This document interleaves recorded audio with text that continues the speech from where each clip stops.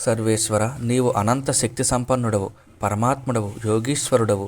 నీవు నీ యోగమాయను విస్తరింపజేయుచు ఎక్కడ, ఎట్లు, ఎప్పుడు, ఎన్ని విధములుగా నీ లీలలను ప్రదర్శించుచుందువో ఈ ముల్లోకములయందు ఎవ్వరు ఎరుగుదురు, ఎవ్వరును ఎరుగజాలరు. దేవా, అందువలన ఈ జగత్తంతయును నీ నిజరూపమని భావింపరాదు. ఇది కలవంటిది, దుఃఖ పరంపరలకు మూలము, జ్ఞానశూన్యము, అసత్తు. నీ తనువు శాశ్వతమైనది, నిరంతర సుఖప్రదము, జ్ఞానానందదాయకము. నీవు ఆద్యంతరహితుడవు, అంటే జనన మరణములు లేనివాడవు. నీ మాయా ప్రభావముచే ఈ జగత్తు ఏర్పడినది, దీనికి నీవే అధిష్టాతవు అయినందున ఈ జగత్తు సత్యము వలె తోచుచున్నది. నీవు ఒక్కడవే, రెండవది కానివాడవు, అద్వయుడవు, పురాణ పురుషుడవు, సత్యస్వరూపుడవు, స్వయం ప్రకాశ స్వరూపుడవు, సర్వవ్యాపకుడవు, ఆదిపురుషుడవు, కాలాతీతుడవు, శాశ్వతుడవు, నిత్యానంద స్వరూపుడవు, త్రిగుణాతీతుడవు, దేశకాల వస్తు పరిచ్ఛేదములు లేనివాడవు, అద్వితీయుడవు, ఉపాధి రహితుడవు, కావున అమృత స్వరూపుడవు. ఈ విధముగా నీవు సకల ప్రాణులలో గల ఆత్మవు. అయితే సూర్యుని వంటి గురువు ద్వారా ఇట్టి తత్వజ్ఞానమును సంపాదించిన వారు ఆత్మ సాక్షాత్కారమును పొందెదరు. తద్వారా వారు నిన్ను తమ ఆత్మీయునిగా భావించి నీయందే ప్రీతిని కలిగియుందురు. ఈ ప్రకారంగా నీ ఎడల శరణాగతుల ఎవరైతే నీకు అంకిత భక్తులయ్యదరో వారు ఈ మిథ్యారూపమగు సంసార సాగరమును తరించిపోయెదరు. అజ్ఞానులు త్రాడును చూచి అది సర్పము అని భ్రమింతురు. కానీ జ్ఞానుల వలన యథార్థమును, తత్వజ్ఞానుల వలన యథార్థమును ఎరిగిన పిదప వారికి దాని యందు సర్వభ్రాంతి తొలగిపోగా వారు నిజముగా అది త్రాడు మాత్రమే అని గ్రహింతురు. ఆ విధముగానే ఆత్మ పరమాత్మయే అని ఎరుగని వారికి సకల ప్రపంచము సత్యము అని తోచును. అప్పుడు తత్వజ్ఞానుల ద్వారా యథార్థము ఆత్మ పరమాత్మయే అని తెలిసిన పిమ్మట వారికి ప్రపంచము మిథ్య అని స్పష్టమగును. నీవు సచిదానంద స్వరూపుడవు, నిత్య చైతన్య స్వరూపుడవు. అట్టి నీ యందు సాంసారిక బంధమును మోక్షమును కల్పించుట అజ్ఞాన మూలకమే అగును. ఏలనన నీవు నిరంజనుడవు, అద్వితీయుడవు, సర్వశ్రేష్ఠుడవు, నిత్య ప్రకాశ స్వరూపుడగు సూర్యుని యందు రాత్రి పగలు అను తేడాలు ఉండవు. అట్లే నీ ఎడల జ్ఞానము అజ్ఞానము అను ద్వివిధ భావములు ఉండనే ఉండవు. ప్రభు, నీవు సకల ప్రాణుల యందును ఆత్మస్వరూపుడపై భాసిల్లుచుందువు. కానీ అజ్ఞానులు నిన్ను వేరుగా తమలోనున్న ఆత్మ నీవు కాదని భావింతురు. పైగా అనాత్మ వస్తువులైన దేహమును, దేహేంద్రియాదులను ఆత్మగా భావింతురు. అందువలన వారు నీ కొరకై ఇతరత్ర గుహలు, వనములు మొదలగు చోట్ల వెదుకుచుందురు. ఎంత ఆశ్చర్యము! ఈ జ్ఞానహీనుల యొక్క అజ్ఞానమును గూర్చి ఏమని తలంపవచ్చును? అనంత, నీవు సకల జనుల అంతఃకరణములలో ఆత్మస్వరూపుడవై తేజరిల్లుచుందువు. కనుక సత్పురుషులు నీవు గాకుండా ఇతరమైన గోచర ప్రపంచమును త్యజించి ఉపేక్షించి తమలోనే నిన్ను వెదుకుదురు, నిన్ను దర్శించుటకై యత్నింతురు.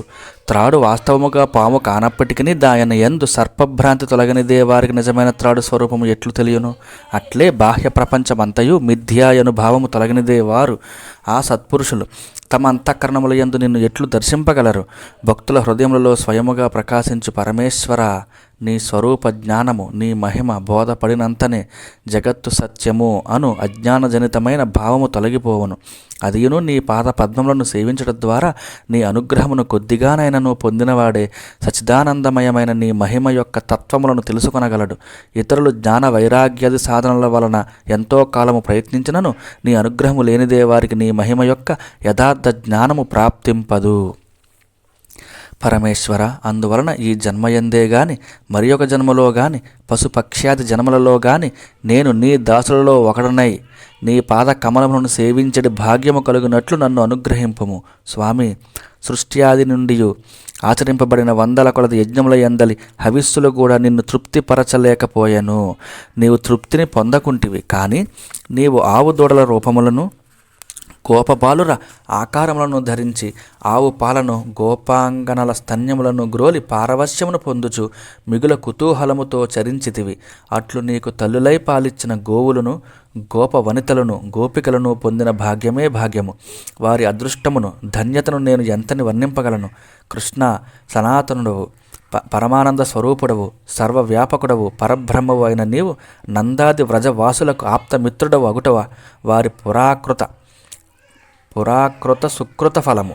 నిజముగా వారి భాగ్యమే భాగ్యము. ఓ అచ్యుత, ఈ గోకులవాసులకు గోప గోపీజనుల మహాభాగ్యమును అట్లుండనిమ్ము.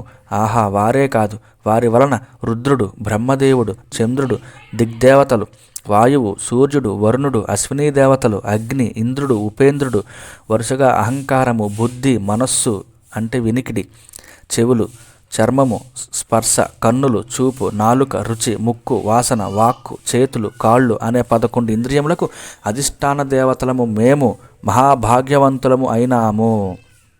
ఎందుకనగా ఈ గోకులవాసుల ఇంద్రియములనడు పానపాత్రలతో నీ పాద పద్మముల యందలి మకరంద అమృత రసమును మాటి మాటికి తనివిదీర త్రాగుచున్నాము. ప్రభు, వేదములన్నీయును అనాది కాలము నుండి నేటి వరకును నీ పాదధూళి మహిమను తెలుసుకొనటకై వెదుకుచునే ఉన్నవి, కానీ నిన్ను దర్శించు భాగ్యమునకు మాత్రము అవి నోచుకునటలేదు. అయితే వ్రజవాసులైన గోపికలు, గోపాలురు నిరంతరము కృష్ణ కృష్ణ అని సర్వాత్మనా నిన్నే కీర్తించుచు తమ సర్వస్వమును నీకే సమర్పించుకొనుచు నీలో తదాత్మ్యమును పొందుచు ధన్యులగుచున్నారు. యథార్థముగా వారికిని నీకును భేదమే లేదు. కనుక వ్రజవాసులలో ఏ ఒక్కరి పాదధూళినైనను నా శిరమున ధరింపగలిగినచో నేను కృతార్థునగుదును. అందువలన స్వామి, ఈ వ్రజభూమి యందు నేను అడవిలోనైనను గోకులములందునైనను చెట్టుగా గాని పశుపక్షాదులుగా గాని మానవునిగా గాని జన్మించున్నట్లు నన్ను అనుగ్రహింపము. అదే నా పాలిట మహాభాగ్యమగును. దేవా కృష్ణ, శరణుజొచ్చిన వారిని రక్షించుటలో నీవు మిగుల మేటివి. పోతన మొదలగు రాక్షసులు నిన్ను చంపదలిచి వచ్చినను సాధురూపములలో వచ్చినంత మాత్రమున నీవు వారికి మోక్షమును ప్రసాదించదివి. ఇక పురములను, భార్యాపుత్రులను, గృహములను, గోసంపదను, దేహములను, కడకు తమ ప్రాణములను సైతము నీకే అర్పించిన ఈ గోపాలురకు నీవు అంతకంటేను మించిన ఉన్నత స్థానమును ఏమి అనుగ్రహించుతువో నాకు తెలియటలేదు. ఈ విశ్వమున గల ఫలములన్నింటిలో గొప్ప ఫలము నీలో చేర్చుకున్నటయే కదా, అంతకంటేను మించినదేమున్నది? కృష్ణ, జీవుడు తన సర్వస్వమును నీకు అర్పించి నీవాడు కానంత వరకును, అంటే నీ అనుగ్రహమునకు నోచుకొనంత వరకును, రాగద్వేషములు, ఇంద్రియములు, వాటి వాసనలు చోరుల వలె వాని సర్వస్వమును అపహరించును. గృహమునందలి భార్యాపుత్రులు వాని చెరసాలలో వలె బంధింతురు. వాని పాలిట గృహము కారాగారమే యగును. మోహము అంటే మమకారము వాని కాళ్లకు సంకెళ్ల వలె బంధించును. కనుక స్వామి, నిన్ను అనన్య భక్తితో సేవించుటయే తరుణోపాయము. ప్రభు, నీవు ప్రాపంచిక బంధములు ఏమాత్రమును లేనివాడవు, అనగా ప్రాపంచిక బంధములకు అతీతుడవు. అయినను శరణాగతులైన నీ భక్తులను ఆనందింపజేయుటకై ఈ భూతలమును అవతరించి నీ లీలల ద్వారా ప్రాకృత పురుషుని వలె నటింతువు. స్వామి, పెక్కు మాటలతో పని ఏమి? నీ మహిమను, వైభవమును గూర్చి పూర్తిగా ఎరిగిన వారే ఎరుగుదురుగాక, కానీ నీ వైభవము నా మనోవాక్కాయములకు మాత్రమే గోచరముగుటలేదు. ఓ కృష్ణ, సమస్త జగత్తునకు నీవే అధిపతివి, సర్వరక్షకుడవు నీవే, సర్వసాక్షివగు నీకు సర్వమూ తెలియను కనుక నీ జగత్తును నీకే సమర్పించుచున్నాడను. దయానిధి, నాకు అనుమతి నిమ్ము. ఇక సెలవు, నేను వెళ్ళెదను. కృష్ణ, నీ రూప మాధుర్యముచే అందరి మనస్సులను ఆకర్షింతువు. నీవు వృష్ణివంశమనిడి కమలమును వికసింపజేయుటలో సూర్యుని వంటి వాడవు. భూమి, దేవతలు, బ్రాహ్మణులు, గోవులు మున్నగు విష్ణు సేవా తత్పరులనిడి సాగరమునకు సంతోషమును గూర్చుటలో చంద్రుని వంటి వాడవు. నిన్ను సేవించు వారిని అందరినీ ఆనందింపజేయువాడవు. వేద విరుద్ధములైన పాషండ మతములనిడి చీకట్లను పారద్రోలుటలో సూర్యచంద్రుల వంటి వాడవు. భూతలమున గల కంసాది దుష్ట రాక్షసులను అందరినీ చీల్చి చెండాడి వాడవు. సకల ప్రాణులకును పూజ్యుడవైన స్వామి, కల్పాంతము వరకును నీకు ప్రణమిల్లుచుందును అని బ్రహ్మదేవుడు స్తుతించెను.